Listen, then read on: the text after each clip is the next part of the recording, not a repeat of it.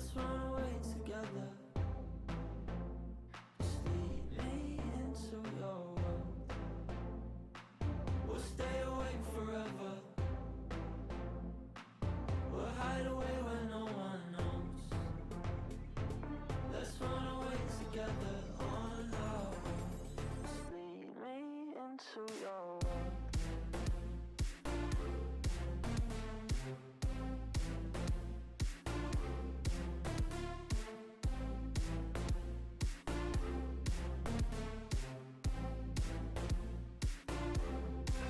Waiting for no one. We're headed straight up for the sun. They'll never notice. We'll take these cities on our own. And all I know is that we lost time. If we stay right here, we could free ourselves inside.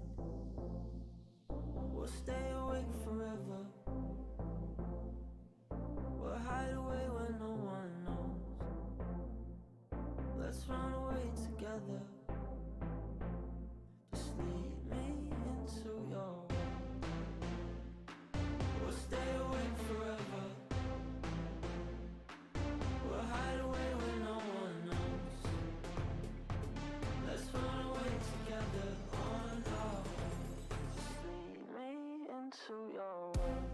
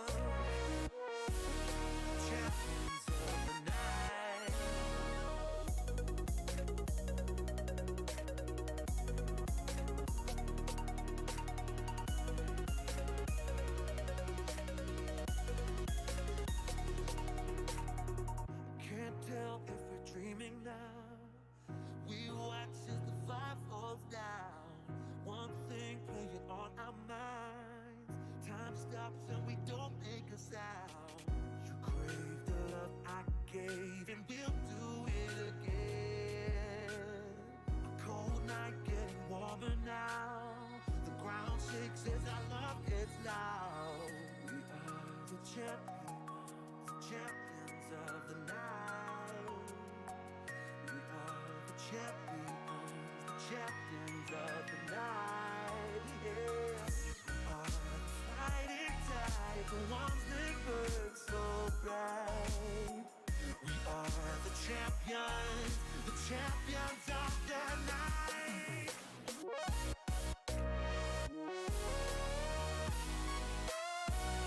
I'm ready to love.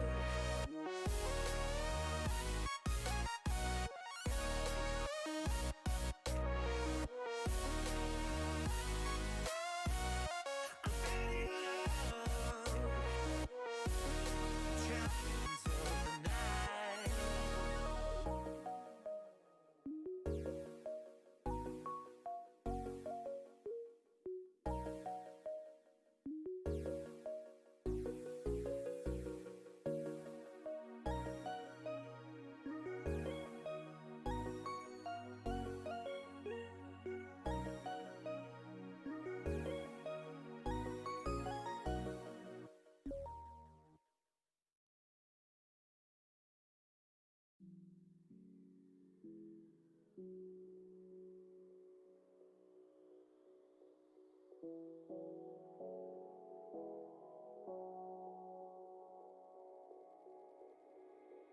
Can you feel it? The fire in your soul, leaping at the chance for love. Can you feel it? Haunting your senses, letting all your feelings go. But I can feel it rushing through my veins. Your love's the only drug I know. But we've been playing the hand that we dealt, so we can light it up. I know that we can make it through the night, but I can feel the fire inside, so there won't be no fear tonight.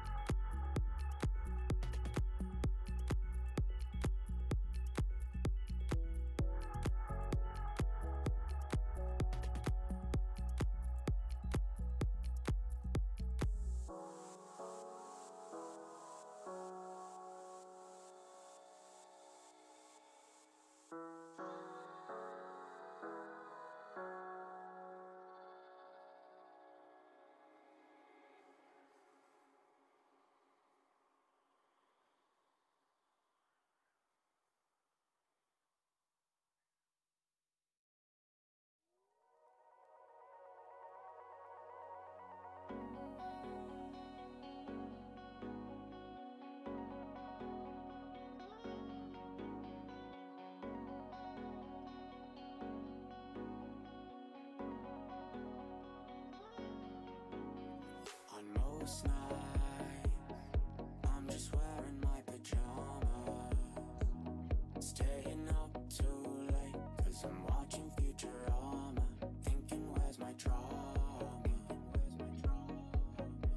My life's no melodrama, leave it off the screen, cause it's got no genre. Sometimes I call my mama, rain, yeah, she's always my armor. I want to fly away, far from my mistakes. My baggage has too much weight, hey, hey. So my bed is where I stay. Tell the clouds that I say hey.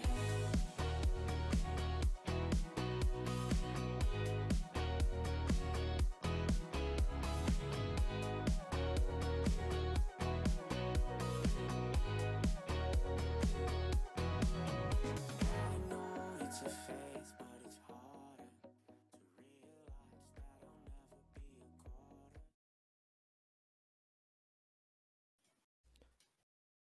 And we are live. Okay, awesome. Hello, everybody. My name is Lewis, or Bolby. I'm the marketing coordinator here at Esports at UCF. I'm also the reason a lot of you are complaining about an Outlook ping in the chat right now. I'm so sorry. But it's okay. All that's closed. It's muted. We're good to go. I'm here with Moises. He is our main social media manager on Instagram, and Tyler, one of our graphic designers and responsible for all the beautiful graphics that you are going to see on the stream tonight. And of course, we have Emily, our Cloud9 Fireside mentor. Emily, do you want to introduce yourself? Oh my. Hi.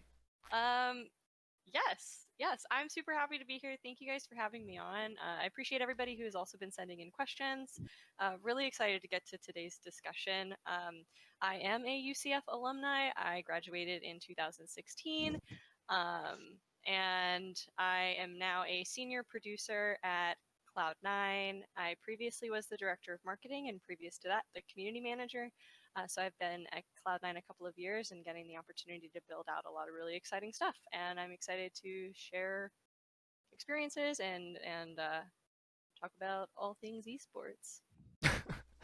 Awesome. So, yeah, that is everyone introduced. Let's go ahead and just jump right into the questions then. All of you guys have the Google Doc open, I assume, and I have the first question. Let's go. All right. Bang. All right, Emily. So we'll start with your current experiences at Cloud9. What's Okay. one of the best things about having worked for Cloud9 so far, and in the esports industry in general? And what's one of the worst? That's a really great question. I actually haven't really been asked that in any kind of panel setting or really any kind of industry setting. So it's actually a really cool question to start off with. One of the best things I will say is the people. Cloud9 is an incredible group of really hardworking and earnest people. Hi, Kala. Riveting. That's one of the people. So I would say that just getting to learn from everybody and everybody's experiences has been really exciting. Cloud9's really unique in that we've brought together so many different backgrounds and expertise. There's a lot of us that come from previous careers, who have always had a passion for competitive games, and we were able to find a home at Cloud9. And Jack really honors kind of personal growth, just like he does with the teams and the players. And so he gives us a lot of opportunities to bring up new initiatives and pursue really exciting stuff. Collegiate was actually one of the initiatives that we brought forward a few years ago. Myself and now the director of training grounds, May, actually started doing some research and going to collegiate events to say hey, this is something we really need to be involved in. And now it's been built out into this really incredible initiative, and we get to do what we're doing today. And then one of the worst things. One of the worst things. It's not like a general worst. I would just say that like there's been experiences like at events that have been challenging to overcome. Uh and it's something where you just always have to be like problem solving and thinking on your toes. Like we had a rental car broken into like at Genesis this year when we were building out like in a community event.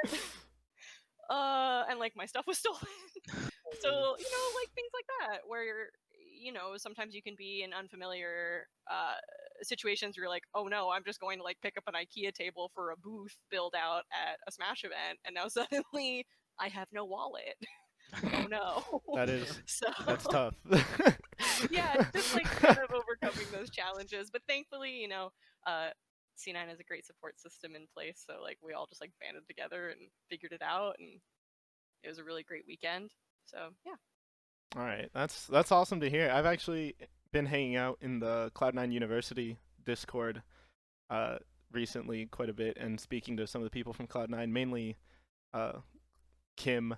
But Mm-hmm. everyone so far has said, well, everyone I've remembered to ask that they like the people there. So that is cool to hear. It sounds like you guys focus on creating an environment and then finding people who kind of fit that environment. Correct me if I'm wrong, but I like the culture, or at least what it looks like from the outside.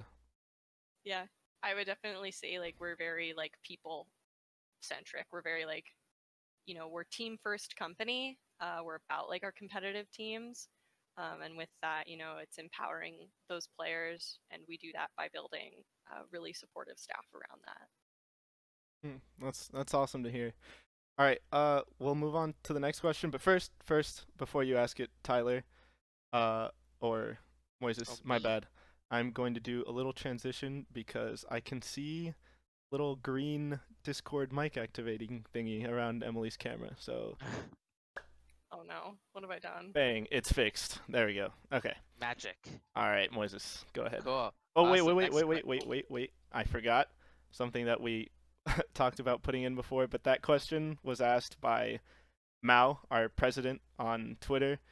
He was also supposed to be here with us today, but he had some issue with his computer, so I quickly asked Ty to make a graphic that would have 3 hosts instead of 4, and here we are. But yeah, he still dropped in some questions, so thank you, Mao. All right, Moises, now go ahead. next question was asked on Twitter by Chiboy Tai, which is Wonder who Ty. that is. Wonder who that is, right? It's familiar. He asked, "What advice would you give to your younger self at UCF, knowing what you do now about the industry?" Don't be so hard on yourself. Like failure is a part of it. Failure is a okay thing to experience and go through. When I was going to UCF, I never took a semester off. I was like, I need to finish in 4 years. I gotta get out of here. I gotta just like take all the credits and like do all the things and just get out into the world. And I was really tough on myself about really needing to know what I wanted to do. I will be honest with you all, like I didn't know I was gonna get to have an opportunity to switch my career and go into esports until I was in post grad. Um, like I didn't know what I wanted to do at any point of being in UCF. I knew that I loved certain things and that I was passionate about what I was going to school for. I knew I was passionate about competitive games. My major was like totally different, but I knew what I loved and what I wanted to pursue, but I didn't know what it was called and I didn't know what the industry really was until I kind of got into the tournament organizing space, until I got to start going to gaming events. So I think I would just tell myself to chill, honestly. Like, and just in, I would have probably told myself to take it a little easier, not go as hard in the 16 credit hours a semester kind of Oh way, you God. know? Yeah, and I think something you mentioned about switching your major, I feel like I Mm-hmm. push that a lot on like my Yes. students as a TA for a class, and I know Lewis also switched his major from like IT to philosophy. Mm-hmm. So a lot of students And now like I'm I guess doing are kind this. of yeah, right, and I'm also a hospitality major, but I'm also like really interested in esports now just because of the people and the students I work with. So Mm-hmm. I don't know, just people switching. People shouldn't be scared to switch their major as long as you're following your passion. Yes. So I think what you mentioned there is like really important. Yeah, totally. And it's just something that I couldn't have seen when I was in it. And it was honestly like, I think if someone even told me, I probably wouldn't have necessarily like been able to embody it or believe it and just like let go. It's so much easier said than done, especially once you've lived through it. Right. Um, but I think that there is something to say about the fact that like we're all kind of taught that that school and university are supposed to be like a specific way, and that if you don't do it that specific way, then there's this like arbitrary like failure Yeah. like stamped on Right. you. I changed my major 5 times at UCF, and I still finished in Wow. 4 years because I thought that I had to. Right. Um, I am not doing what I went to school for. Period. I'm doing a lot of things that I have had to teach myself and like learn as I have grown in this industry and in this space and from the people around it and just like listening and learning. So I think that there is a lot of value in the university space. So just like dip your toes in things that you care about and that you love and that drive you internally. Like what makes you happy at the end of the day is really what's going to um, kind of make you want to get up in the morning and say, "Wow, I really love what I do." So yeah, I don't be think afraid. you talking about major changes Hmm. and not knowing what was going on half the time, like Yeah, I'm pretty sure you just reassured like half of the undergrads currently Yeah. Honestly. in the I chat, came in including with myself. Um, accounting. I think it was like accounting, communications, and then I switched to hospitality events double major, and then Rosen slowly tore my soul down, and then I switched to psychology, and then I did human factor psychology English because I loved English literature. you really Has dipped your nothing to toes do in with everything. anything. Yep.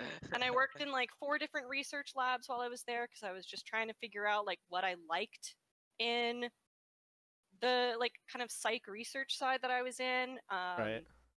And it was just like it was a lot of just trying things out until I was, you know, figuring out what I like liked. And in the end, it was what I wasn't doing, which was I was doing the tournament organizing like at home at night on the side, like after I finished all my homework and stuff. But you know, you just have to like kind of live those experiences and just not be afraid to kind of like yeah, open doors. Yeah, definitely reassuring both for me and a lot of other people. I came in, was probably going to study music and then chose IT. Now I'm doing Yeah. philosophy and digital media, and now I hope to get a job doing this kind of esports related social media. So, yeah, that And is anything that you learn, you can take and you can apply. giving us Like I big know, confidence. yeah, I know that like we're doing a spiel really quick, and I know that there's a lot of questions, but I just want to hammer in that like everything that you learn, everything you're doing, you can translate to a role in esports. Anything, hospitality, events, IT, computer science, security, English, arts, music, any of it can literally apply to esports because this industry right now is growing. And if you bring something to the table and you say, like, I can translate this and bring you something, like, that is so valuable. So honestly, it's like, it's all about being able to kind of champion your skills and like what you can do in the space. Just because you have a degree in IT doesn't necessarily mean, oh, I have to do IT in esports. It means you can take things that you have in terms of knowledge in And IT apply and you them. can translate it to something in esports. Probably building something really, really cool. All So, right. yeah. All right. That's actually a pretty good transition point to the next question, which is ties, but you mentioning that no matter what you're doing can be put to use. This leads into Ty's next question. Go ahead, Ty. Yeah, our next question comes from our lovely Vice President Annabelle on Twitter at Unicolon. What would you recommend for students to do to get noticed in the industry? Sorry, Annabelle. That's a great question. What would I recommend for students to do to get noticed in the industry? Exactly what you're doing right now, which is being a part of a leadership team in a club and engaging with organizations like Cloud9 or any of the organizations that are driving collegiate initiatives. you're doing the right thing right now. So just keep doing it. And offering the opportunity to kind of like be mentored, I would say. That's another one. There's a lot of people in this industry who, like myself, benefited from having a mentor, who was somebody in the industry. And that really, like, that relationship was only established because I asked for it. I said, like, I really want to learn and grow. And if you even have like an hour a week, I would love to just like pick your brain. And that in and of itself like changed my life. So I really think just keep doing what you're doing. And if you're open to, more, seeking out mentorship opportunities with industry leaders, you'd be surprised. A lot of them are really like easy to talk to. All right. Yeah, definitely. I know there's someone in the Hansei GG server on Discord named Peter Lamb. He's been really helpful. He does these weekly like sort of office hour Mm-hmm. discussions, and he's just like teaching younger people who are looking to get into esports just like little tips and just listens to what they're worried about and stuff like that. So it's Mm-hmm. very beneficial. That's awesome. And that stuff is really beneficial for us, like in the industry, right? Because we want to build things that benefit you guys. Like, we want our collegiate initiatives to reflect like what you need. So sure, we may think we know what you need, but we won't actually know what you need until you tell us. Right. So I think, yeah, establishing like feedback loops with people that you're working with is great. Because if there's anything that I've known like in working in this space, it's that you don't know everything. And it's completely fine. You're not supposed to. No one has the rule book to esports. So Yeah, I guess it's really analogous to like you brought up the office hours analogy, but it really is analogous to like a actual professor's office hours. They're Mhm. super helpful, super great. Professors actually want to help, but I think like maybe 5% of students actually go to seek help and yeah. seek like a opinion from someone higher up. Mhm. So yeah, also a good time to like shamelessly plug you guys' own initiative, the C9 Collegiate Series. I can tell you from our point of view, it does help a lot, and anyone like watching that helps run a collegiate program should definitely try and get involved. Yeah, huge shout out to Kim and Ricky who have poured like their heart and soul into building out this initiative. They've For been sure, working for really hard. sure. And they're awesome. All right. Next question is actually from our very own Moises, right there next to me on the cameras on Instagram, on Twitter. My bad. And he asked, in what ways can marketing staff humanize their players and staff so that they can connect with their audience? I'm pretty sure he asked that with like putting out social media content in mind. Yeah, that's a really awesome question because it's great that you're thinking in that direction. Um, that's exactly how I approach marketing. That's exactly how I approached community management, from like kind of a human centric approach. I think that humanizing like players and staff is not nearly as hard as we like think it is. Because at the end of the day, it's like kind of just being honest. It's not embellishing. It's not about trying to make something bigger than it is.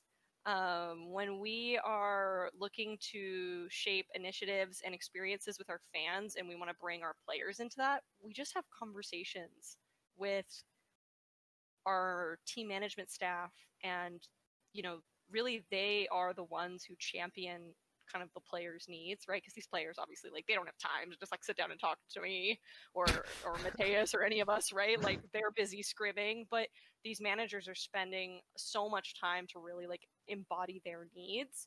And so it's all about having just really good open communication. A lot of the times when we build like marketing initiatives, right? A lot of things like experiential events, like when we would do tailgates at LCF, Jesus, UCF, LCS, it's all the same thing. Well, you guys did um, tailgates for both. You did do LCS tailgates earlier. True, we did. Yeah, when we did tailgates, we would build out experiences where it's like if the player were to stop by, like they would have fun too. And a lot of the times it's just That's like cool. getting to know them over time and getting to know their preferences, and how you portray that too on social media is like just not forcing anything. Like, man, Mateus would have probably a lot of really interesting stories to tell in terms of like asks that have come around, and it's like, oh, this sounds like a great idea. Like, what do you mean? Like the players like don't want to play with noobs or something or whatever. And it's like, well, yeah, who is that fun for? Like, how is that fun at all for anybody involved? Oh gosh. But it, like, can you imagine? Like, you sit down and you're like playing, perks or something. It's like, what are you expecting?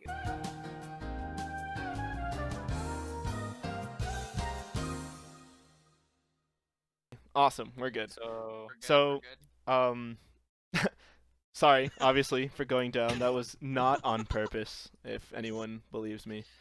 Uh, and it sucks because Ty and I live in the same apartment complex, which Emily had some gripes about earlier, and it turns out she was right. So, the joke's on us. But anyways, we were on the topic of humanizing players. I'm not quite sure when it cuts out. So Emily, if you want to rehash like the tail end of what you were saying, Sure.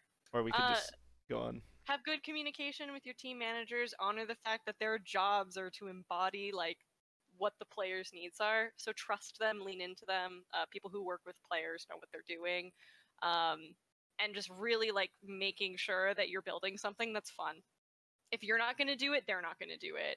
And just like use common sense. I didn't say this before, but just use common sense. Like if something you're working with professional like esports athletes, right? Like there are certain things that just like don't add up, and just be mindful of that. Like don't force people into doing things that they're not gonna have a good time with. And the reason why you see the C9 accounts like memeing all the time and tweeting random things in the middle of the night is because like human beings decided to have fun and like make those choices, and I would say they pay off in the end. Be smart, be thoughtful, be kind, treat people like people, and I don't think you'll have a lot of trouble with that part. is that how the tweeting scar at 5 a.m. started? That was, yes, that's one of them. Is he awake I'll though? never forget the day that Mateus, who's in this chat right now, Mateus said in our like social team chat, he goes, "Hey guys, I have an idea." We're like, "Okay, Mateus." He goes, "At 8 p.m. every night, I'm gonna tweet something random." We're like, "Okay, That sounds harmless enough. let's see what happens. Let's see what happens." Um, and it's just one of those things where it's like it prompts people to kind of just engage with the brand account. It makes the brand account feel Human. real because there are people working on it. There's a team of really amazing people working behind it. Um, and it's fun. And we want to engage with our community. We want to have conversations, right? The esports community like lives on Twitter most of the time. And Twitter is a conversation platform. So converse. Yeah, definitely some great advice there. Let's move on to the next one now that we Next question. recovered from that fumble. Thank you, Emily, for making that Catastrophe. a smooth transition. All right, who Um, has the next next one? question was asked by Louis.go7. Wonder who that is. That is Crazy. actually Louis, our marketing coordinator. He asked it on Instagram. He asked, "What did you do directly after college? Did you instantly find a position at Cloud9, or were there more steps in between, or numerous steps in between? How did it happen?" Years of steps in between. Years of steps in between. Thank you for that question. Yeah, I Half. psychology, which is like human-centered design and user experience research, and I worked at the naval base that's right next to UCF for 2 years while I was working on postgraduate work. Um, and so I was a research psychologist working on like simulations and building out like naval training systems and doing experiments and publishing papers. And I had a great time doing it, and the work was very rewarding. but I did tournament organizing on the side for Heroes of the Storm, amateur series that was run by a community organization called Heroes Hype. They really like set me up for an opportunity to kind of explore different positions like within the tournament organizing space. It opened up a billion doors and it was super exciting to learn. It was a fully remotely run tournament and it was like Blizzard Entertainment's like official amateur scene. So that was really exciting. I did that on the side while I was working for the Navy, and I was doing like a little bit of like Twitch streaming for a little bit too. And that was kind of fun, and just like building up community overall was just something that I was really passionate about. Kala, the person you saw like pass behind me, like he streams on Twitch full time as a partnered streamer, so I actually helped build his community as well. It was actually one of the things that I used in my application to C9 for community management. And there he goes again. Hello, Oh, Kala. he's back. He's back. And yeah, so I did not find an instant role at C9. I definitely like didn't even know that there were like full-time esports positions for a few years. Oh, And I wow. just did it because I loved it, and I did it voluntarily for a while, until I could kind of like pave my path to esports. I definitely took a lot of leaps of faith. I actually dropped out of grad school. I did not finish grad school. So I'm technically still enrolled at UCF for 2 more years. But yeah, I only finished year 1 of my grad program because I had the opportunity to move out to the West Coast and I took it. I decided to take a huge leap of faith, move in with some friends that were really supportive and wanted to help me get on my feet on the West Coast, which was like kind of like the home of esports. And I worked at Starbucks for like almost a year while I just like applied for industry jobs and went to events, and traveled so that I could create a network. And then I applied for the C9 position. I was one of the first applicants, and the rest is history. Wow, that is quite a few steps in between. A lot of like the like selling everything I owned in Orlando and like telling my parents I'm dropping out of grad school to buy a one-way ticket with the money that I sold my car with was a wild one, I will say. Ooh. But it was worth it. We were actually having that conversation last night with, I think Moises was there, and we were talking about if we got like a job opportunity, would we just like drop out and just go take it? And it was quite a 50-50 topic. Yeah. That is really interesting. It's a really interesting topic. It gets brought up a lot in the industry. Like it really does. It gets brought up a lot. Like even just like I have this conversation all the time, like with people I know, and asking ourselves that question too, like would we have gone back and maybe if we got offered the dream job, would you take it, or would you say, you know, actually I only got like 1 year left, I'm just gonna finish it out, right?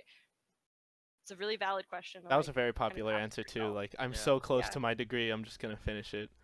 I think I probably would have, but I decided that I can always go back. True, Like, true. if anything, my mom was like a big inspiration for dropping out of grad school. And that's because she went back to grad school to finish her master's when she was in her 40s. Oh, wow. And then she just retired this week actually. She's a mental health licensed mental health therapist in Central Florida. So like she went back, like she was like, I have a passion for helping people, and I, you know, Emily, you're in school now, so I don't need to like worry about you. I'm gonna go back and build a career again. And I was like, PogChamp, mother. And she did it. And so I think like that's something that's really like not talked to. It's like a taboo topic, which is like gap years, dropping out and coming back, community college. Like, you know, I really think like it's all relative to like your situation. You know, if you get offered your dream job tomorrow, like you may not be in a position where you want to take it right now, and like that's okay. That's super valid. Like again, there's just not, it's not black and white, right? But do keep in mind you can always go back. There are a few people in the chat right now that are in support of the mindset of just drop everything and go. Our secretary Zyro said university can always be redone, but job opportunities can't. Like you can't receive that opportunity. And Sean F said, if it's the dream job, can you really pass that up? You don't, wouldn't you always be living with the what if? So That's true. what do you think there? I will. Here, I'll leave you with this. Think about it this way. All right. If you are offered your dream job, and like tomorrow, Mhm. you're really close to finishing your degree, right? But you're offered your dream job. If you take that job, like it's very well likely that you will keep that job, right? Like you're going to probably keep that job for a year, two. Now, say you want to move on to a new role or you get another offer at another company. What are they looking at? They're looking at your job experience at that point. They're not looking at your degree. They're looking at, oh, well, this person worked at X company for the last 2 years. That's badass. Great. I know they can do the job. Okay. Like that's kind of like, and I actually just started thinking about that because my fiance brought it up. I was like, wait a minute. Oh my God. You'll never need the piece of paper because you'll always have the job experience. Oh my God. Like, yeah. I mean, it also just depends. Like, I liked school. I liked going to college. Like, I liked what I was getting a degree in.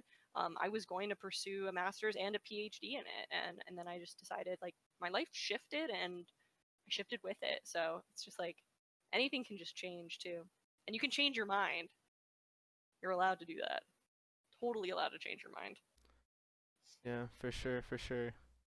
That's that whole uh diploma versus job experience like on the resume is a whole different can of worms, but Oh my gosh! And also like when it we comes to applying for jobs, if the C9 role I applied to said 3 years of community management and or like social media marketing experience.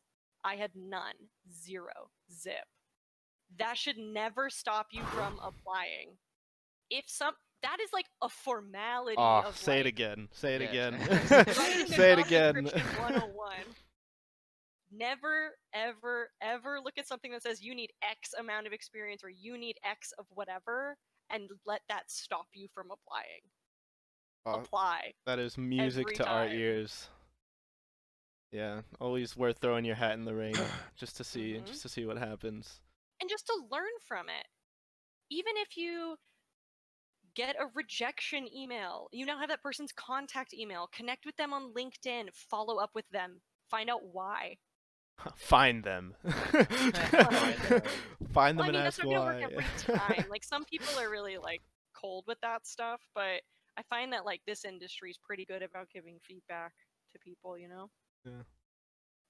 All right, let's head into next question. I believe Ty, that's yours. Yes, sir. So, Bolby on Discord, I wonder who that is, asks, you've obviously found plenty of success already, but what would you have liked to see at UCF to help you follow the path that you chose? Is there anything we here at Esports at UCF could be doing to help facilitate people chasing a similar career? Really good question. What would you have liked to see at UCF? You guys. Not kidding. I didn't join gaming nights because it scared the crap out of me. It was such a big club, and I was like, "Oh my god, it's so scary. There's so many people. Like, I don't even know like where do I fit? I like tournament organizing, and I'm doing it on the side, but like, do they do that? Like, I don't know. There's tournament. Like, I couldn't find out any information. It was so like scary, and it felt like so unapproachable.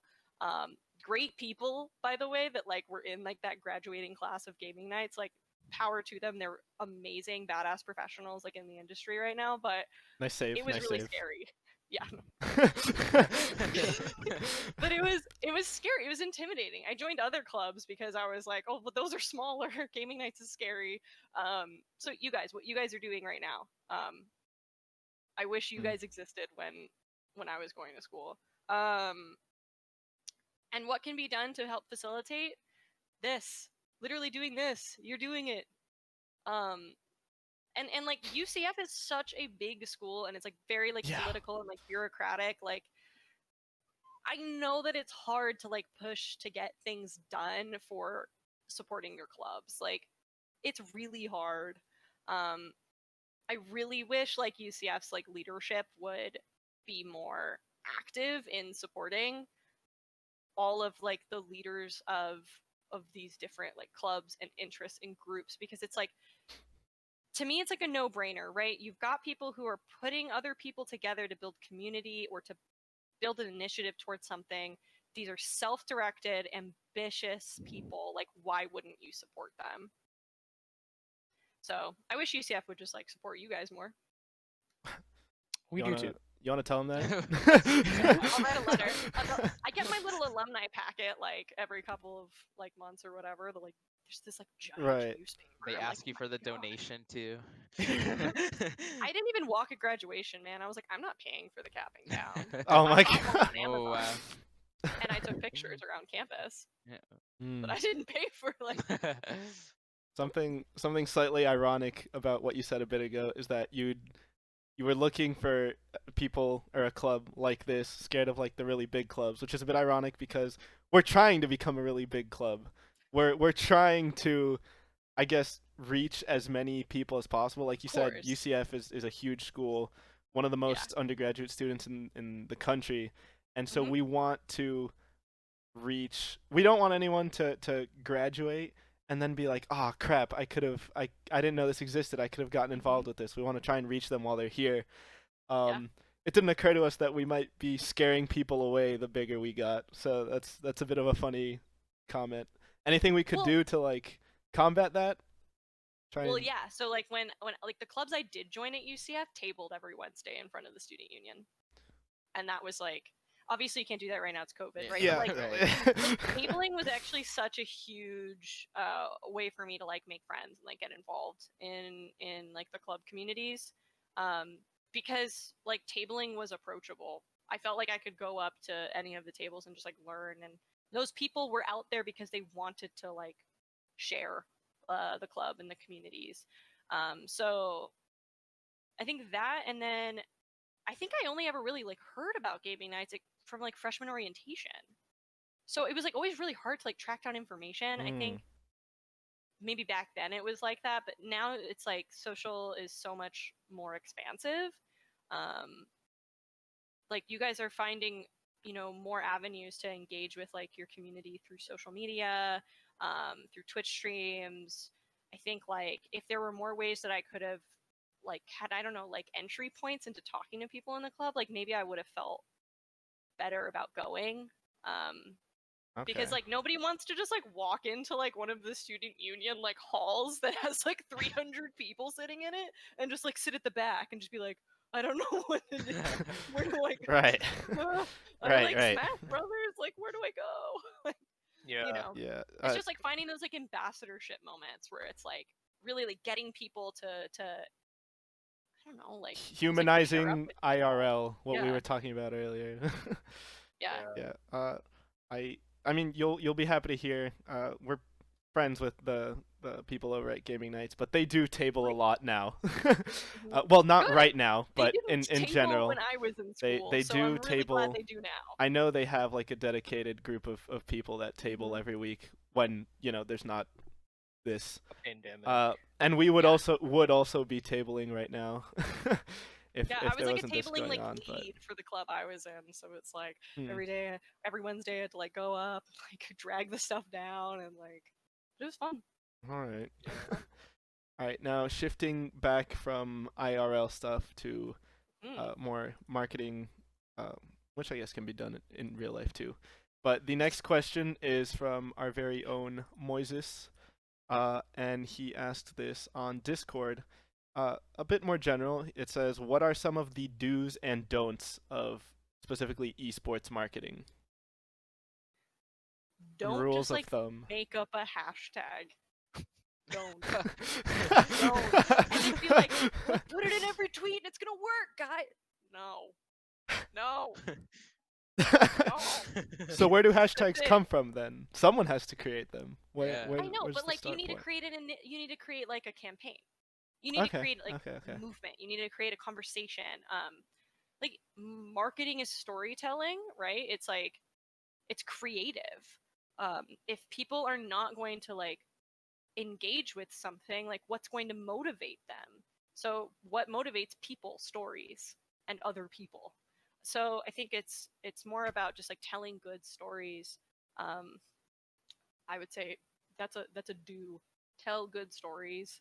um, do say no to things in esports marketing. Like you're allowed to say like, guys, we just like don't have the resources to support this initiative right now, like, and we don't have a lot of lead in time, and that's okay. You know what? Like this is a great idea, but like we just have to table it till we have more time to plan it. And then give attention to doing a few things really exceptionally instead of doing a lot of things like half baked or just like not great. Um, that's a big thing in esports marketing. It's kind of like picking and choosing like your battles in a way. Do research your algorithms regularly. They change all the time. I follow a bunch of like tech people on Twitter who like find bugs and like go into like the back of APIs and they're like, this change is coming to Twitter soon, and like trying to find out like what's going to happen next on a platform so that you can be kind of like the first people out the gate to use a tool. It's actually really cool. It'll like That's an set you interesting apart. one. Yeah. That's an interesting Um, one. and it scares people, right? Like change is scary. So like if something happens and you're leading marketing, your responsibility is to like really like represent to your team, the changes that are happening so that you can ease into them and you can use them wisely. Um, what's a don't? What's another don't besides horrible hashtags? No, that hashtag Oh my one was gosh. funny though, because we haven't been brave enough to create a hashtag. We kind of like hop on what UCF already has going on, like Yeah. hashtag Knights win, or Oh yeah, or stuff that's like beat relevant. the Bulls, war on I-4 for stuff against USF. But yeah, we have yet to Oh, even hey, what's try to start I4? our own hashtag going. Why'd you have to say I4? Worst. I Is got the I4 PTSD. eyesore still there? Yes, That Yeah. it will never go okay. away. Oh my It god. just I won't. haven't been like back to Orlando in like a long time. So Right now, I um wouldn't recommend coming, but no, when all it's this is cool. over, I'll stay where I am. when all this is Nowhere over, near. Yeah. Oh, do use the correct dimensions across different social platforms for like your graphics and stuff. Do that. Oh, and if you're going to do things like developing out email marketing and developing out like those kind of like standard traditional marketing things, which actually is really valid for like lead generation and like finding interest points and like right? weird marketing stuff, right? Like don't oversaturate your market with like a billion surveys. Surveying is really useful like in key points. But like if you have somebody in your space who's like a researcher or does research stuff like for school, like tap into them and like let them gut check a survey before you send it out. Surveying is an art, an ancient art, and it's not always like that robust. So you just want to make sure you're getting like the best information possible to like help develop your marketing plans, but like don't just like oversaturate or people will just like be like so pissed. Okay. All right. So diversify. Yeah, Don't use the same yeah, thing over and over. yeah. Okay. We'll look into getting a billboard or something down the line for sure. Put it on I-4. Are you a gamer? Yeah.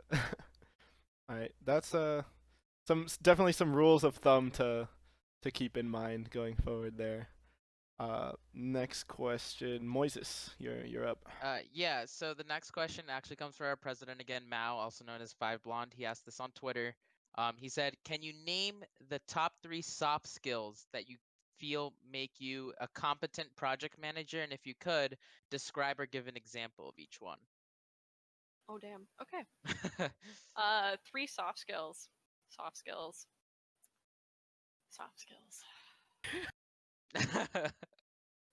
Um communication is a soft skill, I think.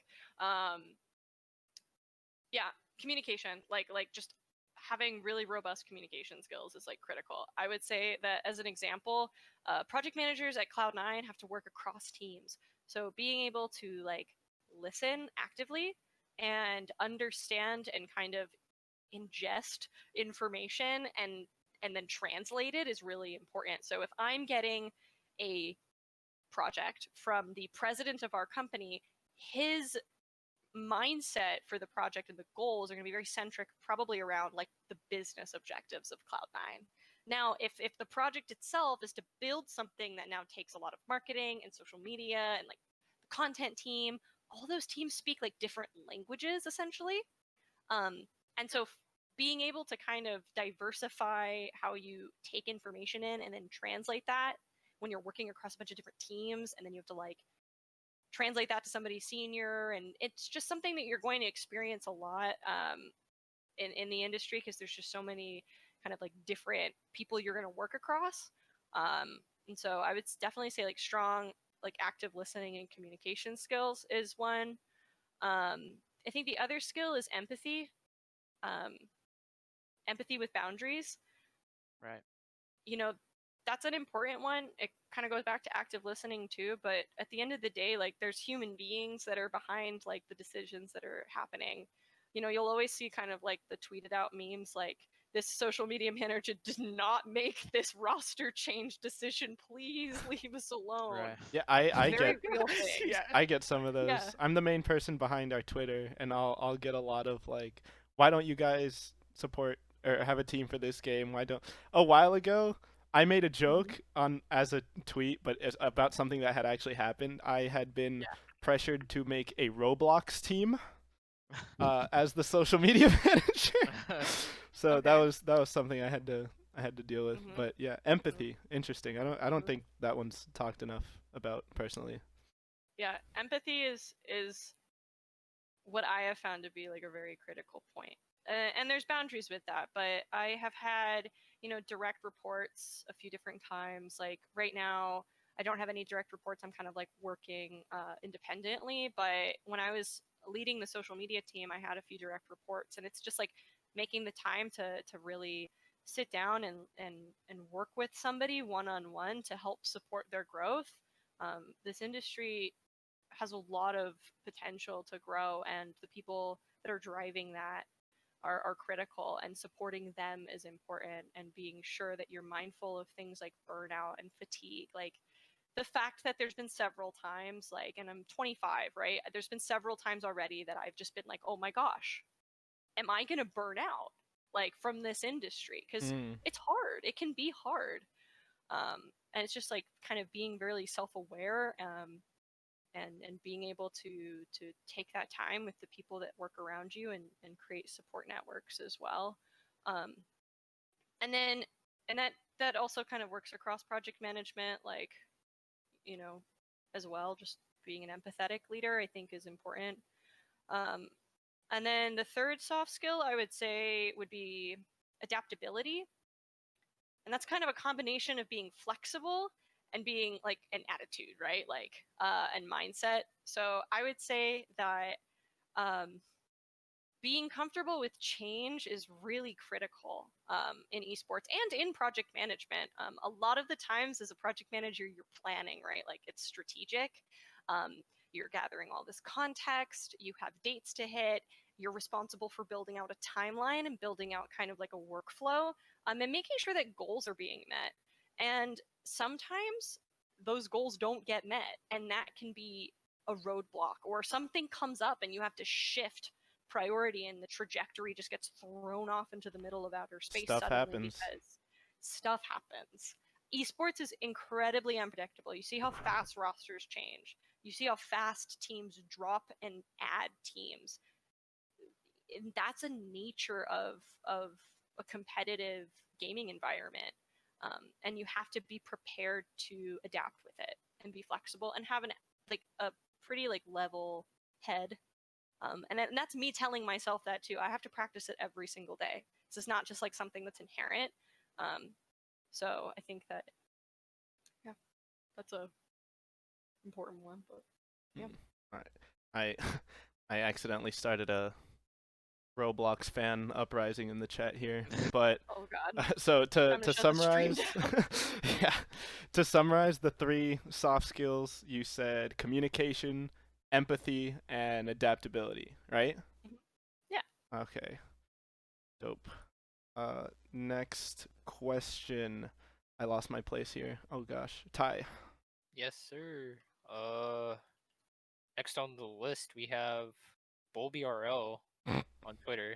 Wonder who this guy is. He seems to be pretty interested in esports. Can you tell us about your way to keep a team efficient and organized? Is there any specific platform or program that you use to communicate and keep track of your projects? Airtable. Airtable, if you haven't heard of it, look into it. It's like if Trello and an Excel sheet had a beautiful, beautiful baby. Airtable. That's where we keep all of our projects. It's like the CRM. It's like the central zone for everything. You can build anything you want in it. Before that, I was using a lot of like Excel docs, or building out kind of different reporting systems and tracking systems to kind of make sure. Honestly, I was prioritizing people's resources a lot of the times, wanting to make sure that I knew kind of what my team was working on so that I could help support them. And if I saw that Mateus had like 15,000 things he was doing in a day, I'd be like, yo, we need to like distribute this out to other people, and so on and so forth, and knowing like what's going on. And if somebody gives us a last minute ask, I can be like, nope, nope, doesn't fit today. So I would say utilizing like any kind of project management tools is beneficial. So if you have any kind of working knowledge in like Trello, Asana, um, you're starting off on a good foot there. I, coming from like a research background and working in like user experience, I use a lot of like agile and like scrum techniques that are usually for things like developing apps or like web or whatever. But I actually just like translated it into what I needed to do to keep tasks moving effectively and efficiently. Gotcha. Um, yeah, Airtable. Yeah, I'd Airtable. never heard of it. I just pulled it up in a tab. I'll save it for later. So this question is kind of born of an issue that we've been having where Mm, currently we use Notion, which is another program kind of like that, mhm. and it's very limited in its like free functionality, and we noticed that a lot of these programs are very expensive. They usually have a Yeah. rate that's like, for example, Airtables for the like basic premium version, like the first paid tier, it's $10 Hmm. per user per month, which like Yeah. for a club is a lot. That's a lot. Right. Um, For every user that you invite to Airtable, you get a $10 credit. hmm, Pull that how you will. Oop. You didn't hear it from me. okay, Ah, I'm sure Mao is our president is writing that down Yeah, right he's now. definitely Some definitely way having the to notes. milk the free credit that you get by inviting people. He's doing the math But right now. not to take away from your point, by the way. Sorry, I didn't mean to like interrupt you. Yeah, no. But if you vouch for this and if your team vouches for this, then we'll definitely be looking into it. Yeah, Mao says he's literally taking notes. Yeah, um, the tools are hard to work with, definitely, because they're not like as accessible when you're trying to either, if you're working like in a free trial of something, it's like it's always got limitations to right. it. Um, we didn't have Airtable until very recently as like a project management system. Kim actually brought it to us as something that we Mm, should look to start transitioning kind of our project management like towards, and it's been working beautifully. But before that, it was really, I would spend a lot of time looking up like things like Monday and all those kind of other kind of project management sites, and then trying to kind of emulate them in an Excel doc. Oh god. right. So I would almost make like pseudo versions of it or take like techniques of it and then build out like forms that would submit into the doc. And then, a lot of it was like really manual because I didn't know like a lot of scripting and all of that. But there's a lot of just kind of pushing and pulling with, man, I really want to use these tools, but I'm not going to buy them. So I need to kind of figure out how to emulate them in an Excel document. Yeah, we've definitely realized recently that this is something that would help us or any team trying to get organized about doing anything.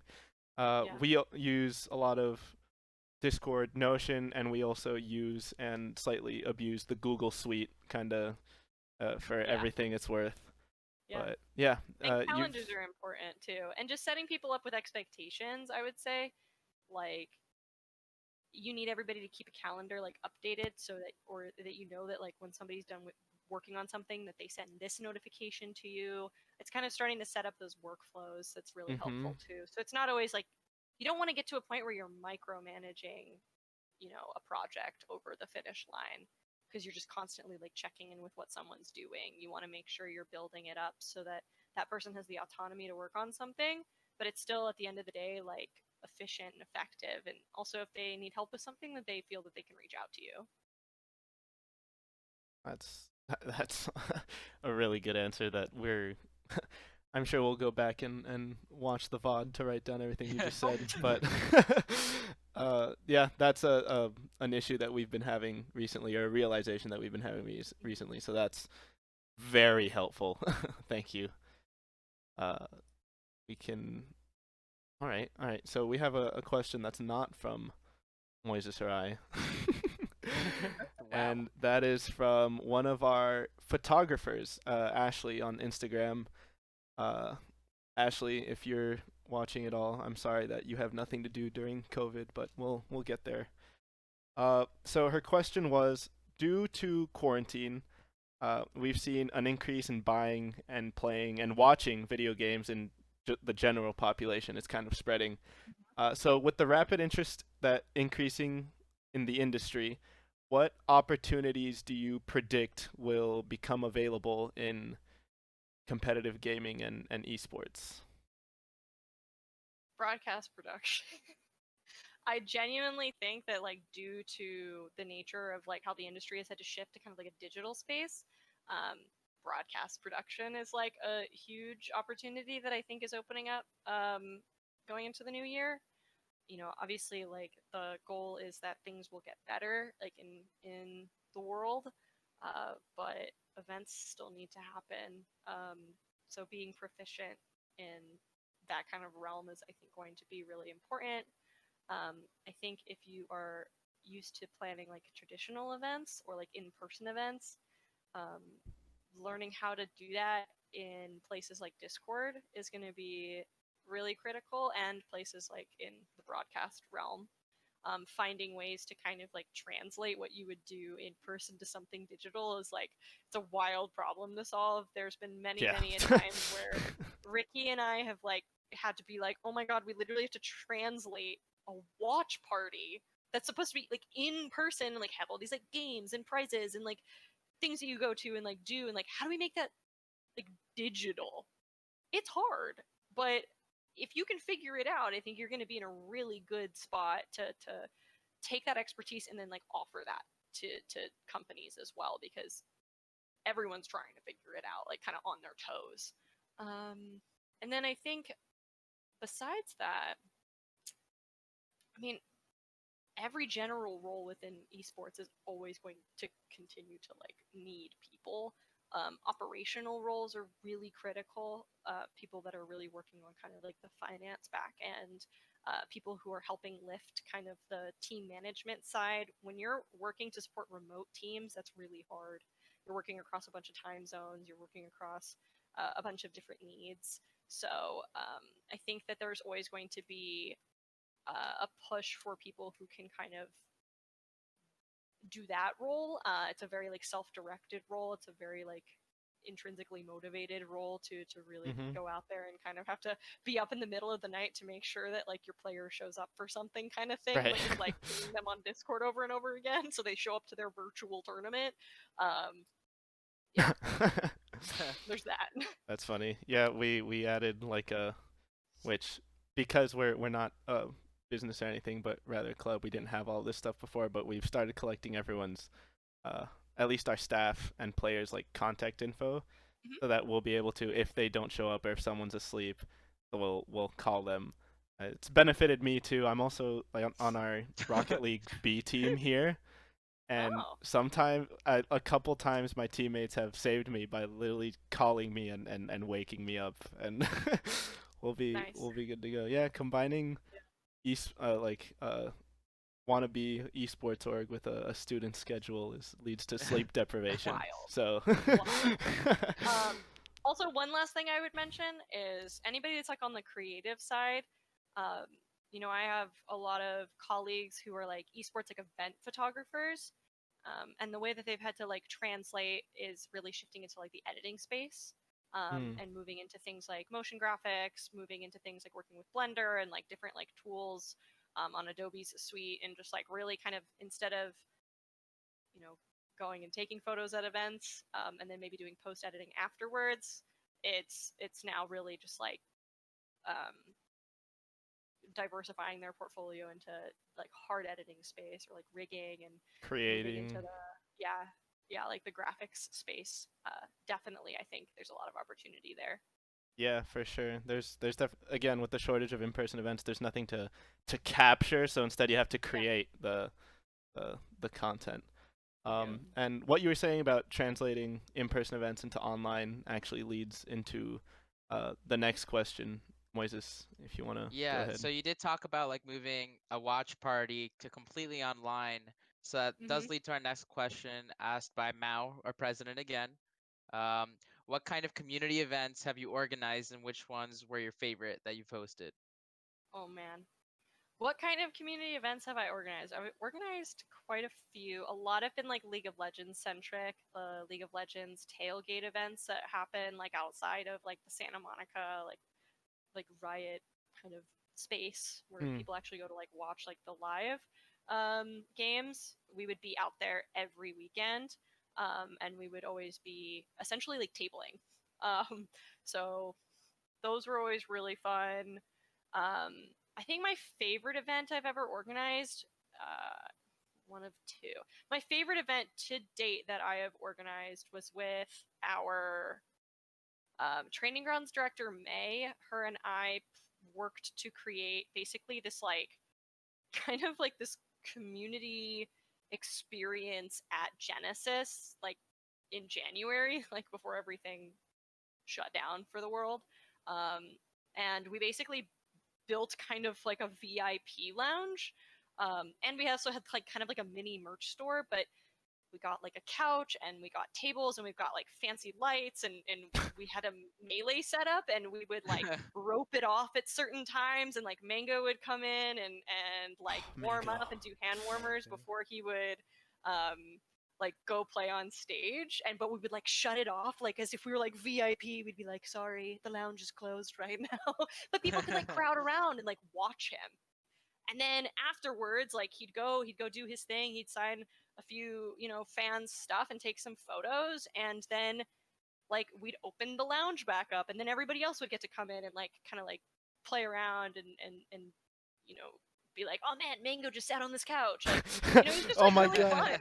fun. Like I don't know, there was just something very earnest about we wanted to make something where it was like, okay, Mango wants to come to our booth, and by the way, like we don't force him to do anything too. So like all I said was like, hey Mango, like we made this booth, and it'd be dope if like you wanted to do hand warmers here. Like we'll make sure like no one bothers you, but like is it cool that people can like watch? And he's like, hell yeah. And made sure we had Red Bull there, and it was like it was great, and then everybody got to like participate, and it was super fun. And we had like Mango exclusive merch, and we were like right in front of the main stage, so we were like watching the tournaments all at the same time. Like so it was really really really exciting. It was a way to kind of create that community access point without it being you know too interruptive with the actual pro player who needs to be there for competition. um, Right. and yeah, that was really cool. That was the event that like the van got broken into, the fire alarm went off at 5 in the morning the day before finals, and everybody had to evacuate from the hotel. Yeah, it was an An interesting eventful event. time. An eventful time. An eventful Uh, time, yeah. indeed. Yeah. I that's really cool hearing about the just chances for interaction. Everyone Yeah, likes to see their favorite pro players in sports and esports and everything. totally, totally. I think that and like LCS finals like in Detroit was really fun. We had like the biggest booth out of like all of the teams. Like we took up a ridiculous amount of space, and we had like 3 lines going around our booth. We had like a fire truck there. Like it was kind of ridiculous. We had like 4 different events going on at our booth. We had like a spin the wheel, kind of like trivia, prize giveaway. We had merch being sold like on 2 sides of a booth. And we also, I just keep calling out May because she's an absolute genius when it comes to events. She hired a local Detroit artist to come to our booth and do like custom like art on t-shirts. And Oh, so wow. he made like special stencils like for the event that were like Detroit C9. It was all spray paint art, and it was beautiful, and it was so sick. So people would come and they'd like win a t-shirt like at one of like the parts of our booth, and then for free you could get this guy to do like one of 3 art designs. That's so cool. So it was just like those kinds of experiences, and we had like airbrush like face tattoos and yeah, it was kind of just like ridiculous, but it was also really fun. So. It sounds like you definitely created a unique experience for everyone. Moises, Ty, do you guys have anything else on this? I, Not really. I'm just. I just think it's really cool that I guess like a lot of people think I feel like a lot of people think that esports employ like people working in esports work on their computer, project management. They post on social media, right? But you're actually going out there and engaging like with your audience. You're engaging with your fans, and I just find that so fascinating, and that just sounds like so much fun. And it's doing things like this too. Like this to me is like a community event too. It's being involved in this, right?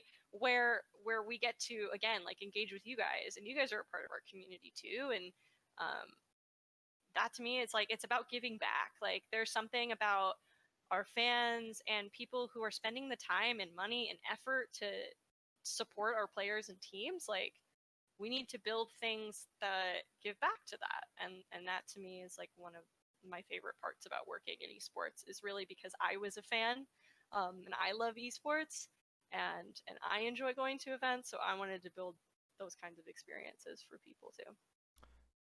That's awesome to hear as someone who is now in that position. Yeah. Transitioning to the next question, we're actually going back a bit on what you were talking about before. We were mentioning Mango and Melee in general. Yeah. We saw that you were a big Melee fan, or at least that's what you told us. So that kind of goes into the next question, Ty. So yeah. Who's your favorite all-time Melee player, and who do you main? Apparently, this Bulby guy. His favorite player is Isai, and his Isaiah. Isaiah. And Old Captain Falcon main. he mains Young Link. So yeah. Oh, this is a hard question to answer. I don't want to get in trouble. Who is my all-time favorite Melee player? I mean, I'm gonna be completely real. The only reason I ever knew Cloud9 existed was because of Mango. Like, yeah, I definitely. can. Like, Mango is by far my all-time favorite Melee player. Like, he is just like a genius when it comes to the game. I think between him and like honestly, like so like I went to UCF, right? And Central Florida has a huge Melee scene. Like I would go to the locals at like the card shop across the street, and getting to watch like Plup, like because he was in like my graduating class, like getting to like watch him play at locals and then like go up the ranks, and Yeah. like that was really cool. Like he's a phenomenal player. He's grown so much in the last few years. So, and he's like a good guy. So I think that like Plup and Mango definitely. And And who do Hungry I Box is here main? now. Sorry. Yeah, who do you main? Who do you main? Oh God. What's with the no judgment? It's hit us with the Kirby or what? Fox. Fox? All right. So not not I very rate that. creative, but No, but I but rate that. Fox is a competitive, good character. competitive. I'm sorry, but we're here to win in Yeah. No, esports. you're last right. time You're I right. You're right. checked. You're right. You're right. That's why I said it's competitive. It's competitive. Spacey's main though, so like I understand that you don't play like Fox v Fox. Like you got to switch it up. Like when you got a Fox player coming at you, you got to pull out the Falco. Like Okay. Yeah, I actually also heard of Cloud9 first through Mango. I used to be a huge Melee fan in like late middle Mhm. school and then high school. At some point, someone showed me the Smash documentary, and I was like, "Whoa, yeah, this the game!" Smash documentary. I've watched it like 100 times. Yeah, Like so yeah. Same. inspirational to me. So I saw that, and I was like, "Whoa, this game I have as a kid," and I actually have my like GameCube and my original Melee disc here in my room. Um, I was like, this game I played as a kid has like this giant competitive scene behind it. This is so cool, and that's when I saw Mango, and all the others at that time. Yep. But yeah, so wait, did you give us your all-time favorite Melee player? You mentioned quite a few, Yeah. but I don't think you singled out one, Mango. did you? Yeah, Mango. Mango. Okay, there we go. There we go. Mango. There we go. My bad. Got jumbled in my head. And then Mhm. a fox main. All right, all right. Let's see. Next question here. From at Ogie Bogey on Twitter, who is his name's Justin. He's my double on the Twitter. He's the other Twitter social media manager. He's asking any tips on how to find the balance between a professional esports page and one that's casual enough where people want to interact and get involved. Yeah, I mean, like, I think what sets apart like professional esports pages is really just like the depth of your game coverage. So if you have like teams that you're representing and speaking to and supporting, it's like really making sure that that game coverage that you're giving is like, um, like a valuable analysis or something that people are engaging with. I think that's like a big part of a professional esports page is game coverage.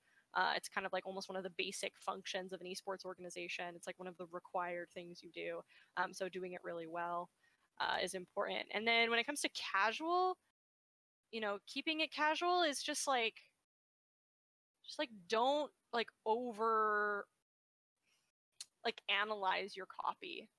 Of course, like no one likes to like have a typo and then have to like delete and repost it and stuff, but like also if there's anything when it comes to the esports industry, it's like we know that people run social accounts, and Right. so if you can kind of like almost like meme on yourself when things happen on social, it's great, like having kind of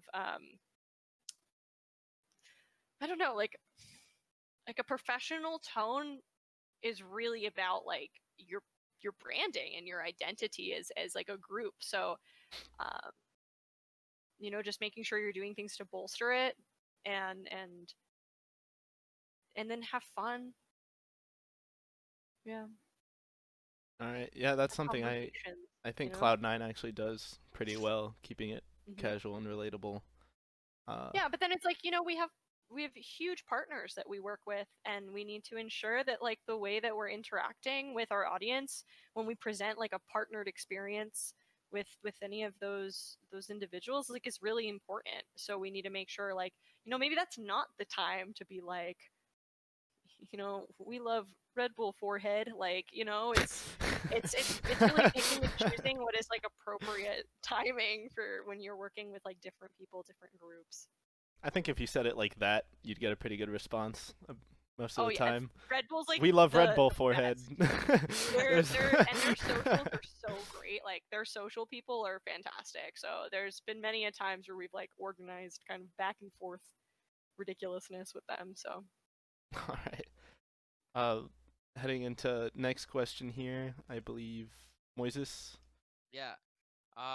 So asked by Mao again. A huge shout out to Mao for asking all these awesome questions. He asked us on the Twitter.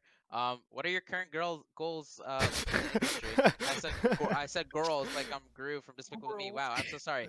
What are your current goals Oh. within the industry? I need to get off this, but anyway.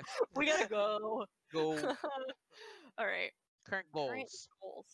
Um, My current goals within the industry right now are to one, continue to support like career development avenues. So working to support avenues like collegiate and training grounds, and working to be very like vocal and visible to the community about like not being afraid to kind of like knock doors down in order to get things done.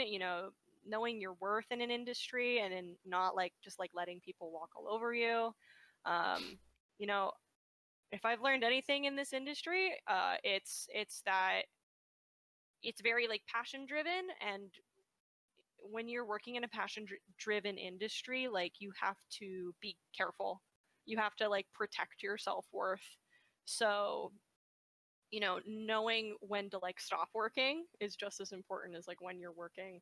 So, I think it's just like being vocal about that to people who are entering the industry is really important to me. So, just making sure I'm engaging with like, communities like collegiate youth, trying to set up this industry to not be grind culture is definitely like a big goal of mine. And that also goes back to me needing to abide by it myself. Right. Those honestly are like my current goals. My current role right now, I'm very comfortable in, and I want to continue to like learn in it. But I'm comfortable with where I'm at. So yeah, that's a hard one to answer. But yeah, I just want to continue to give back to the industry, really. Yeah, that's Mhm. awesome. I mean, all of us and a lot of the members of our club obviously uh, involved in the industry. That's kind of why we're doing all this. So it's really cool to see someone from within so focused and eager to help bring people in, help get people involved. That's Mhm. really cool to see. Oh, I really hope I don't get memed. I feel like Louis is gonna take like a small clip of what happened from Yeah, if before I wasn't put here, it on the it'd already be posted. Twitter. um, but yeah, speaking of getting involved in the industry, next question is pretty much about that. Ty. Yep. So Knights Paintball UCF on Instagram. Shout out to another awesome sports club here at UCF. What three tips do you have for someone who is interested in working in the marketing industry? Um, Tips for someone interested in working in the marketing industry. I think it's really about being open to learning and like really open to change as well. I know that that's kind of a common thread, but the marketing industry, from my experience, and this is purely from experience within esports, I don't have a marketing background. I've not worked in marketing in like other spaces, so I can really only speak to my experience in esports. That it's really about like being open to learning and kind of seeking out knowledge as well. I think marketing, from my experience, has been a lot about trial and error. It's been a lot about kind of A/B testing things and really getting to know your audience, and really like ensuring that you're building things that are catering to your audience's needs, and kind of being unafraid of like iterating on those things as well. Audiences can change a lot quickly, and so do like all the different platforms that you market with. So yeah, Hmm. All right. That's definitely every college that's not like student. three specific tips either. That's like I can really only speak It's from still what I've advice. known It's to still do. advice. Yeah. And every college student, something that's on everyone's wish list or Christmas list in this case is a job. So Right. all of this is definitely super helpful. Yeah. Next question we have on Twitter from @Pandemonium, who is Mhm. actually Devin, our one of our Overwatch players and the Overwatch team captain. He says, "Who's your?" And you might have already answered this. I don't know. Who's your favorite player who's ever played for C9, and why is it? Oh, don't hurt me. I've never Like played Dota 2. Pylai die? That's okay. I've never played Dota 2 either. Okay. If one of our partnership managers, Greg, was here, he'd probably be able to speak to this best because he loves Dota 2. Um, my favorite player who's ever played for C9. Oh man. Oh no. Is that too specific? Do you need to make it top 3, top 5, or something? No. No, I probably would be like Kumo, honestly. Like Kumo from like our League of Legends Hmm. like team, like one of our league iterations. Just a really, really, really like good kid. And he was like always growing, always learning, really sweet, always really funny when we'd like be at like the team houses and stuff, like working. He just like put a smile on everybody's face. So All right. if I had to pick a favorite. If you had to. If If I you had had to, yeah. if I had to. All right, and then we have our final pre-prepared question before we move to Twitch chat. Moises. Yeah, so this one was actually asked by myself Oh, on the crazy. Instagram. Crazy, right? Wow, deep on So this. with like to preface with COVID and everything, a lot of Mhm. college students are maybe, you know, taking a step back and reevaluating their life and seeing what they want to do. And a lot of the members in our club, like Lewis said, are looking to go into esports. So what do you recommend for college students to do as a first step in wanting to work in this industry? Oh my gosh. Okay, besides like the obvious answer I'm gonna give, which is keep doing exactly what you're doing, right? Which is like engaging with like a club that is engaging with a company that is like giving you mentorship. It's Like all right. besides that, We which is like enjoy being hyped up. It's cool. keep doing what you're doing because it's great. Um, another first step I would say is just trying different things in the industry.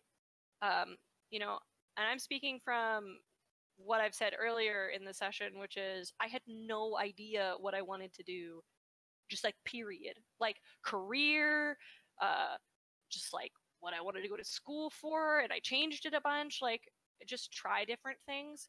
So if there is something that you're interested in, just do it. Like if you're interested in graphics but you've never made one before, just start making them and just start like learning on YouTube or tap into somebody you know who's like good at Photoshop and have them sit down with you and get started.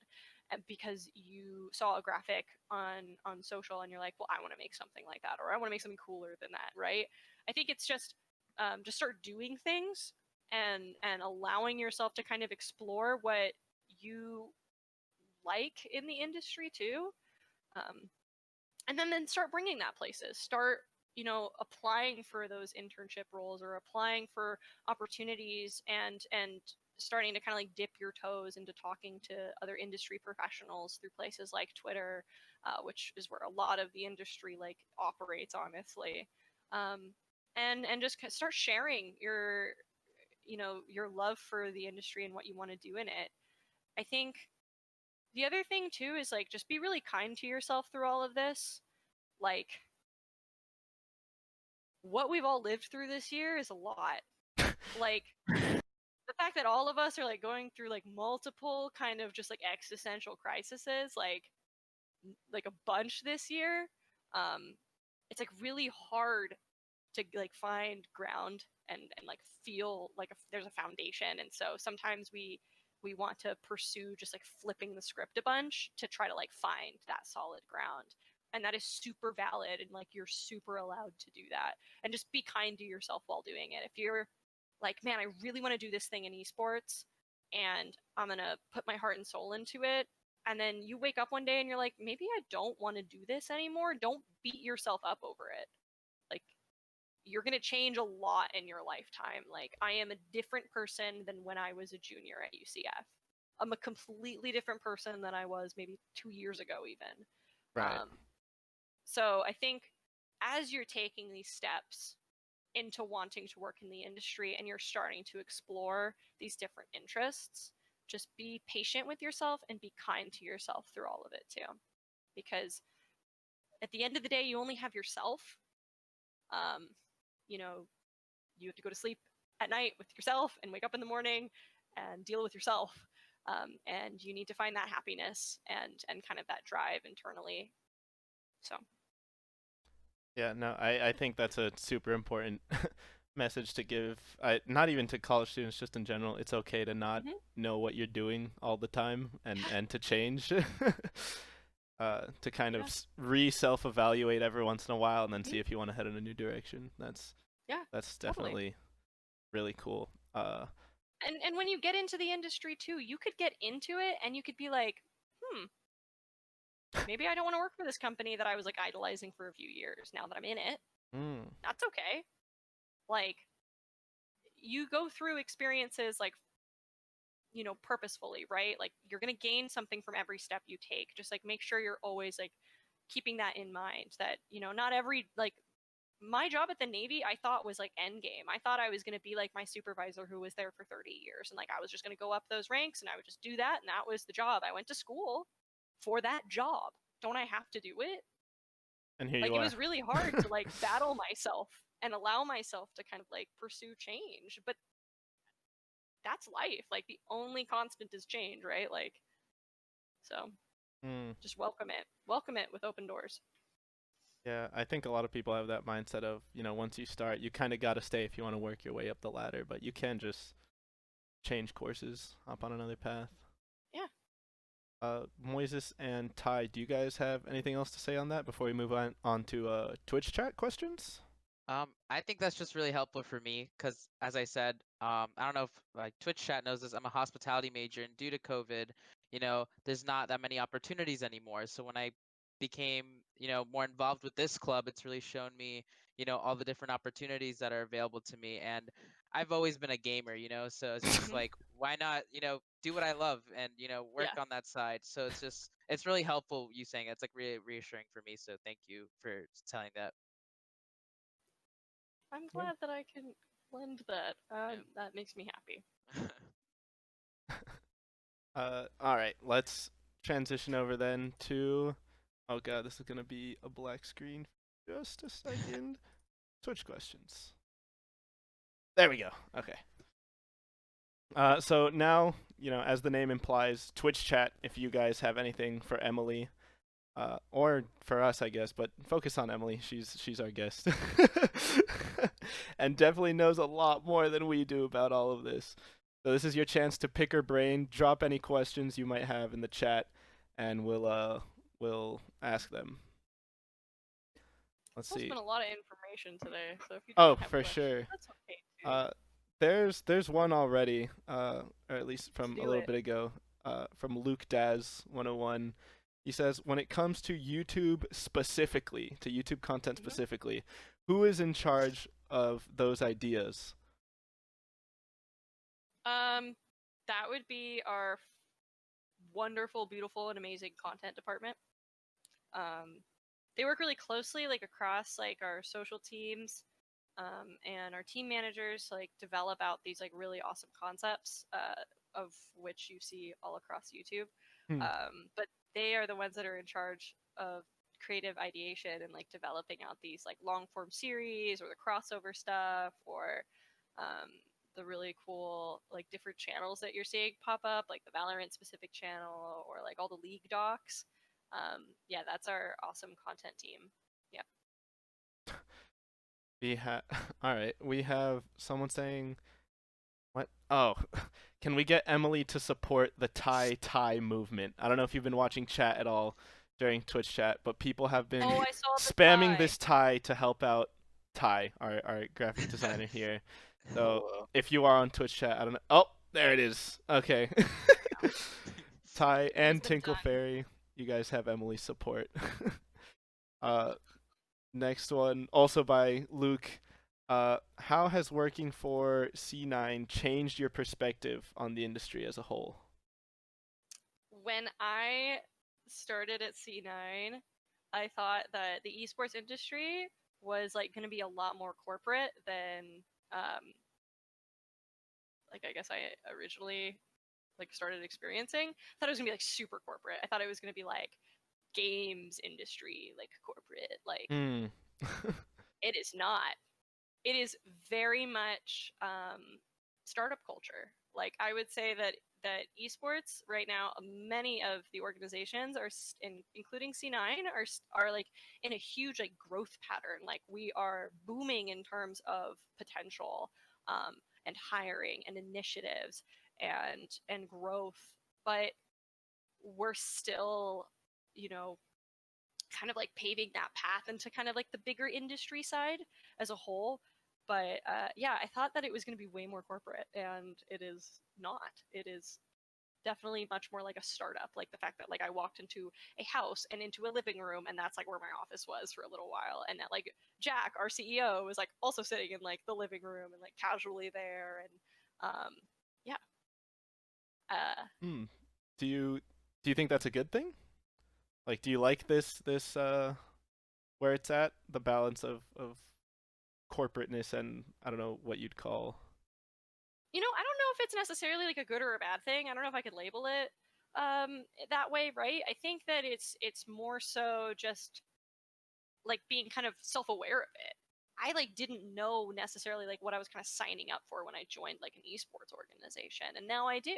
And I think a lot of people see like big companies like C9, and they think that they're really like they're going to be like super like button up corporate, and they're not. Like this is a family owned and run business. Like it's very much about the people that are operating it. Like the people that lift up C9, like they're working really hard day in and day out. You know, it's not just like these machines and systems in the background like making it happen. It's just a bunch of us like doing our best. Hmm. Yeah. I I mean, I love what I'm doing. I mean, at the end of the day, like I've been afforded so many amazing opportunities at C9. I've gotten to travel. I've gotten to meet some of the most incredible, like life-changing people, best of friends, um, and I've gotten to work in a space that, like, I think is really meaningful. So, yeah, I wouldn't change my experience at C9 at all. from an outside perspective, everyone I've talked to from C9 so far likes their job, or is being forced to say they like their job. But it looks like they actually like their job, and that's Hmm. really cool to see. I think you would not get the same answers necessarily if you ask someone from those big corporate companies, or even on social media. I can tell you, Yeah. conversations get started in the replies to like a C9 Uh-huh. tweet, a G2 tweet. Can the same be Yeah. said for like you said the gaming industry for EA? I don't think so. When they tweet out, I actually see I more backlash than conversation. But Yeah, um, I don't know. so I think there is like something really beautiful about like a bunch of people who just like really love what they're doing coming together and just like building things. And for sure. like I didn't know I was kind of like walking into like a startup when I started at C9. I'm really glad I did. So Uh, we have it comes one with challenges, oh but yeah. my bad. Oh no, you're We good. have one by our vice president, Annabelle. She says, "Do you have any advice on how to on how to connect with more women in the professional esports industry?" Connecting with more women in the professional esports industry? Yeah, that's a really good question. I think that a lot of it has come from just like internally, like pursuing, if that sounds really strange, but like a lot of the people that got me into this space like were women. Like my mentor Eunice Chen, who now runs Enlight .gg. You guys should look it up, which is a huge career development space. A huge part of her mission was like diversifying the esports space, and she introduced me to so many amazing women in this space, and that includes like a lot of the people that I've been mentioning: May, Kim, Galen, our general manager of C9. She's just like a phenomenal hardworking individual. So I think if anything, it's really like there's a lot of women in this space. They're not in leadership roles, and that's something that's a big challenge. And I think that there needs to be more like visible women in leadership roles. And so honestly, it's a lot about like people in my position pushing for it. And so what I can say is that I'm going to continue to work hard, internally as best as possible to like challenge the culture, to bring in more opportunities, to diversify the space, because it's definitely you know got room for growth for sure. Right. So I guess the big takeaway from that is that there are people like you trying to reach out, get more people, specifically more Hmm. women involved, and so to find them, to reach out, find them, accept the helping hand. That's awesome. Uh, we have one from Tinkle Fairy. That's a great name, by the way. Uh, Serious question. As someone from Europe, where esports in college/university isn't as developed as in North America in terms of support for esport programs, how would Mm. you recommend trying to get into the industry? That's a really hard question to answer because I definitely don't have like the experience or expertise to really lend to that. Um, that's a really tough one. I really wish I had like a good answer for it, but I just, you know, I fortunately enough live like on the west coast of the, well, now North America. I live in Canada. Um, Oh. and so I had those opportunities like really like accessible to me. Um, I have had a few individuals in my network like work with Fnatic and other teams like in EU, and I know that they're always like really looking to international talent, but their own pools themselves, they have trouble connecting with. So I'm not sure like what it is necessarily that they're looking for and what they like. I think they just need to do work to really ensure that they're serving um, their spaces better, maybe getting more involved in collegiate spaces, getting more involved in community opportunities. But yeah, that's a really hard one. I really wish I could give a better answer. It's definitely a difficult one, but I'm sure your words are appreciated. Yeah. Uh, Yeah. yeah. Something I'd say is if something doesn't exist, go out there and try your best to make it yourself. Like, Yeah, 100% every uh, time. yeah. Yeah, I mean Totally agree. that's a good rule of thumb in general. Okay, so that's it for Twitch questions. Uh, but before we wrap this up, I actually have one more question.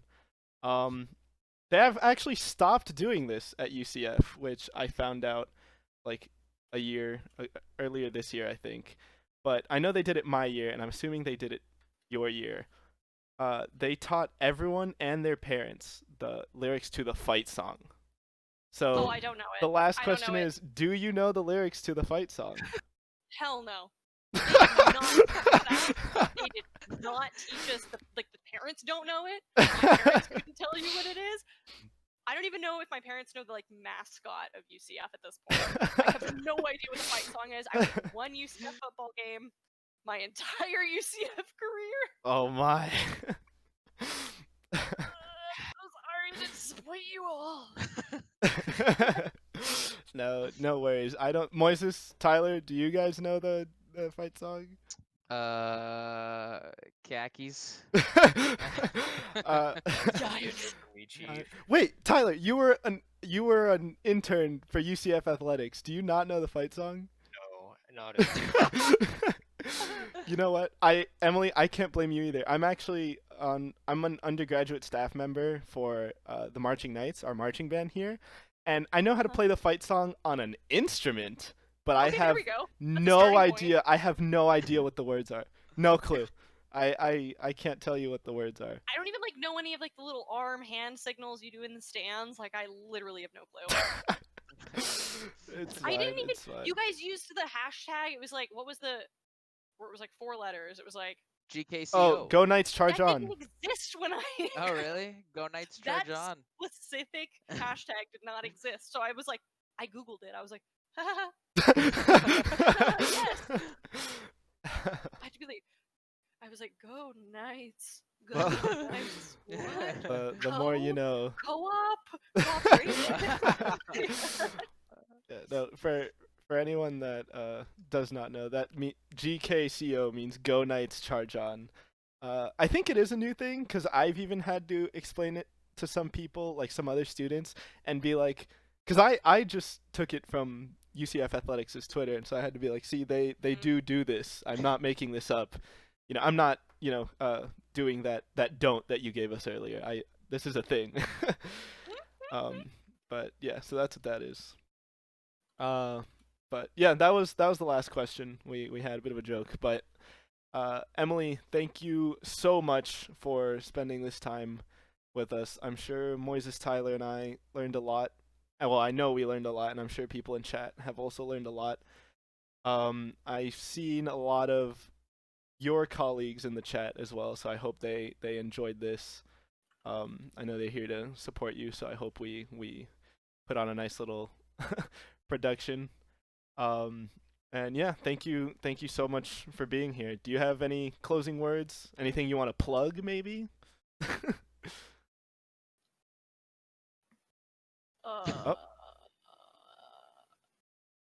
I don't know.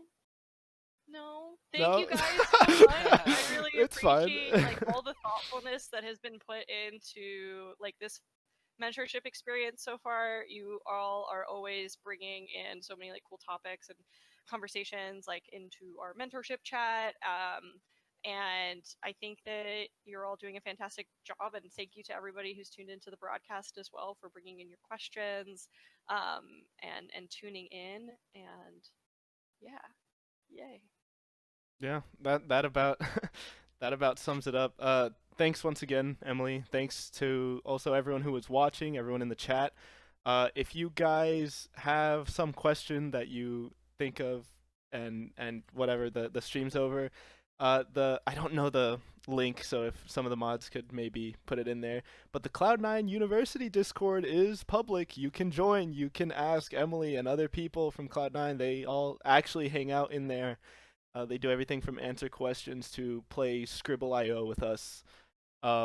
So definitely go check that out. Go look it up. I'm sure you'll find it and join there. But yeah, that is it for this Q&A stream. So thank you, Moises Ty, for being here with me. Thank you, Emily, for joining us. And yeah, go Knights, charge on. Hashtag GKCO. Yes, All right. that. Do that. Yes. That being said, Awesome. till the next one.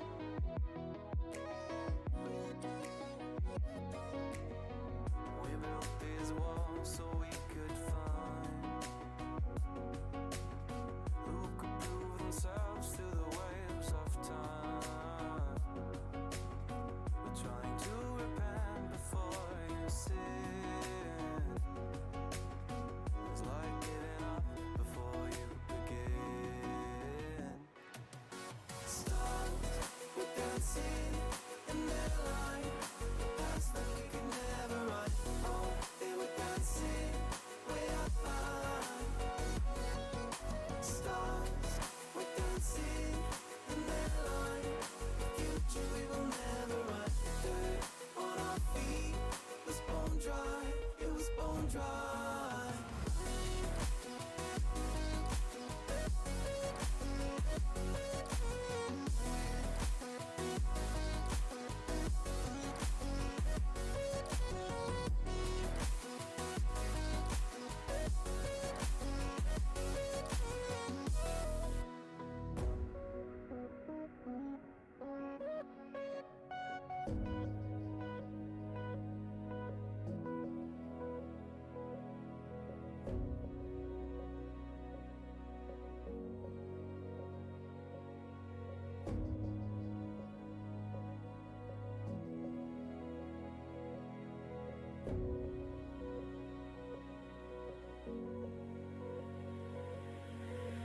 Thought another goal is all we needed.